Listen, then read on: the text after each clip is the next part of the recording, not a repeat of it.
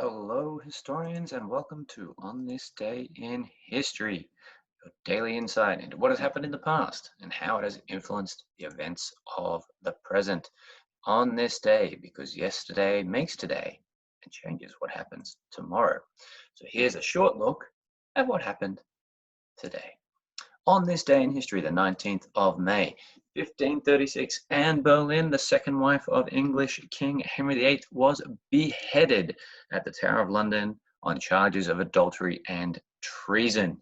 Now, we did go into a bit of a deep dive on that on the day of her trial. So if you want to go back through the videos, you can go into that deep dive as well and find out a bit more about this. Just keep in mind, her getting beheaded was Henry seen as being merciful and kind because he could have had her burned at the stake. What a great guy. In 1568, English Queen Elizabeth I arrested Mary, Queen of Scots. She was also suspected of treason and would be arrested and implicated in various treasonous plots against the Queen until her execution in 1586.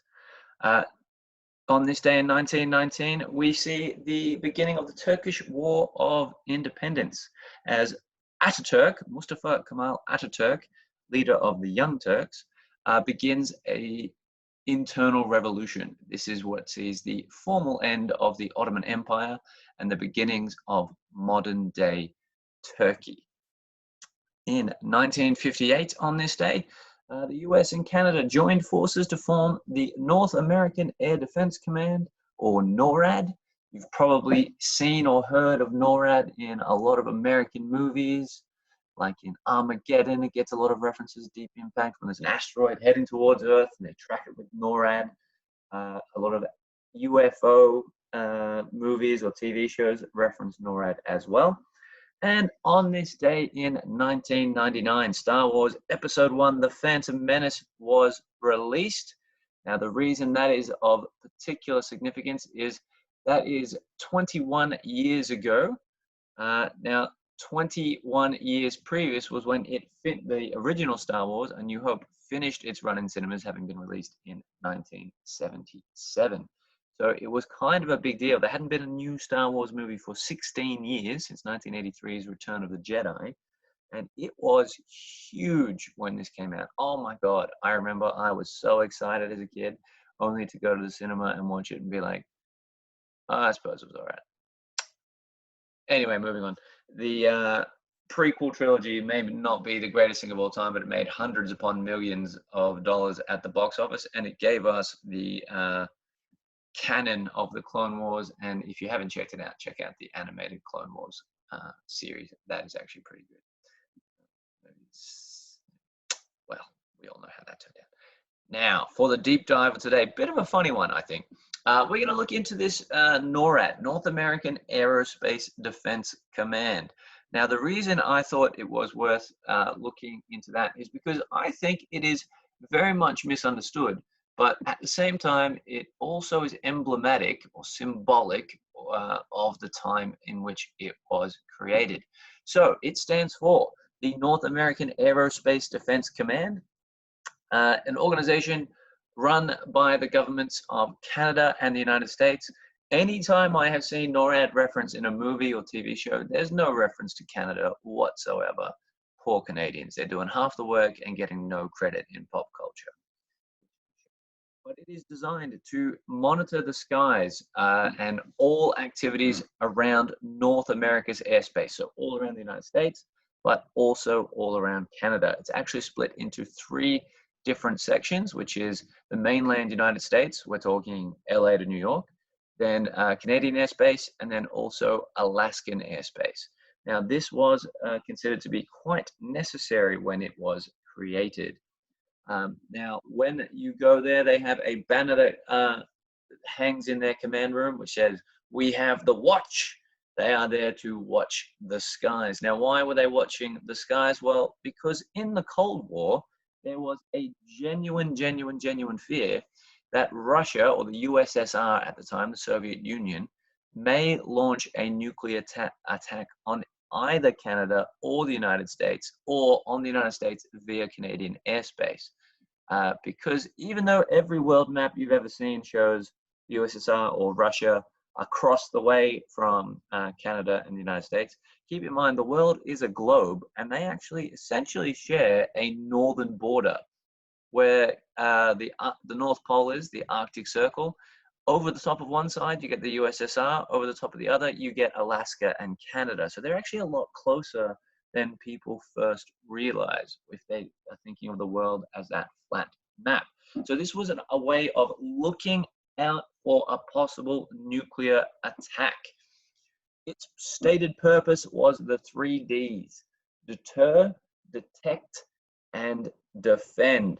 The deterrence, the idea that as long as Russia or the Soviet Union knows that we can track any and all missile launches, they won't launch any missiles, because if we know it's coming, we can immediately strike back with our own placed nuclear arsenal.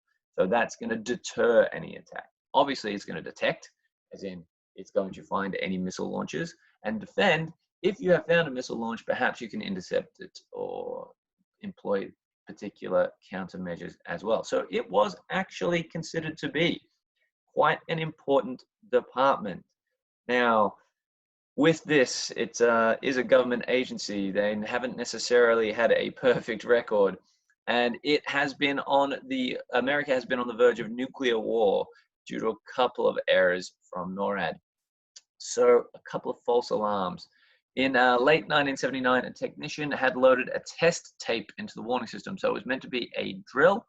The tape contained a recording of a realistic training. He had forgotten to set the system to test mode, and as a result, the world almost went into World War III.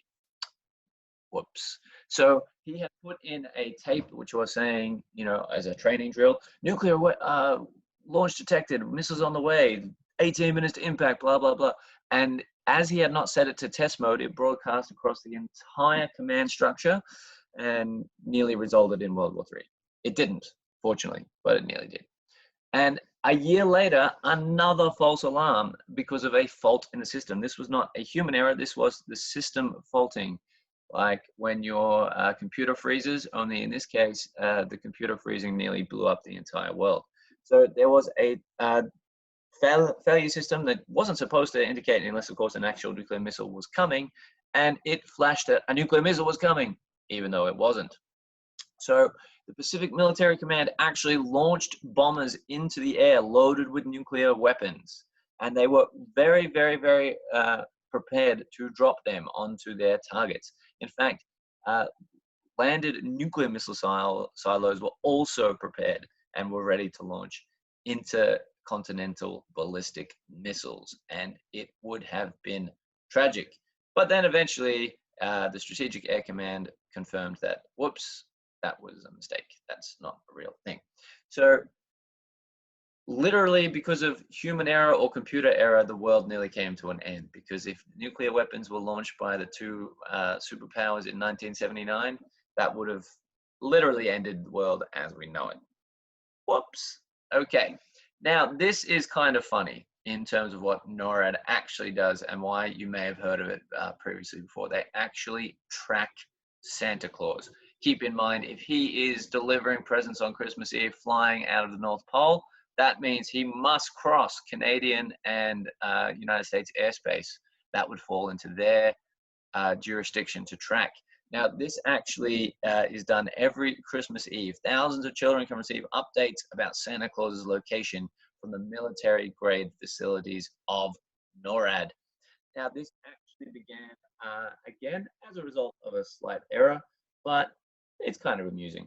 So a newspaper ad announced that kids could contact Santa on a phone number, and the number listed turned out to be one of NORAD's lines. So on Christmas Eve, 1955, a colonel by the name of Harry Shoup was made to answer several calls from children asking about Santa.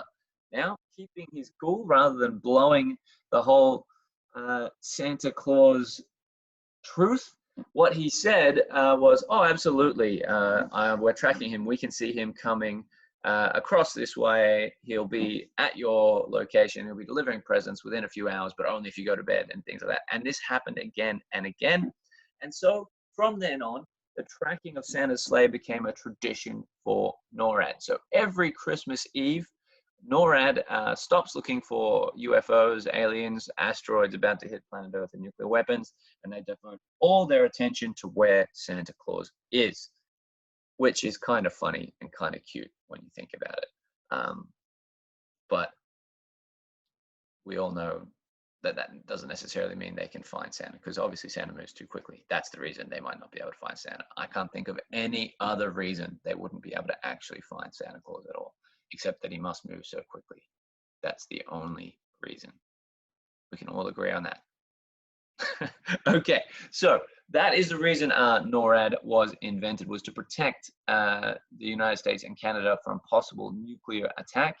And I find it quite amusing that it was designed to prevent nuclear attack and almost led to nuclear World War III a couple of times due to error. Don't worry, I am relatively sure they have updated their computer system since 1979, I think. So we should not be at risk of that. And we can also rest assured that NORAD is tracking Santa every year to make sure that his deliveries are definitely going on time, surely. So I hope you enjoyed that little deep dive for today. I hope you have a fantastic day and keep watching the skies. Have a good one, guys.